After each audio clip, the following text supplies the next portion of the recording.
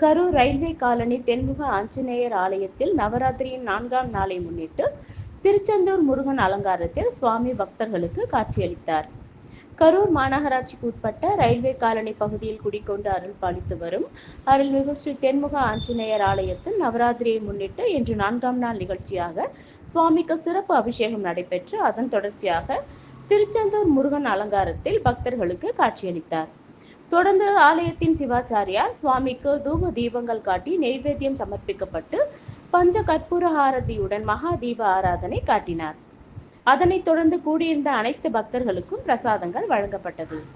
Karur railway colony அருள்மிகு ஸ்ரீ தென்முக ஆஞ்சநேயர் ஆலயத்தில் நடைபெற்று வரும் நவராத்திரி 4ஆம் நாள் சிறப்பு அலங்காரத்தை காண ஏராளமான ஆன்மீக பக்தர்கள் ஆலயம் வருகை தந்து சுவாமி தரிசனம் செய்தனர். நிகழ்ச்சியின் ஏற்பாட்டை ஆலய நிர்வாகிகள் சார்பாக சிறப்பாக செய்திருந்தனர்.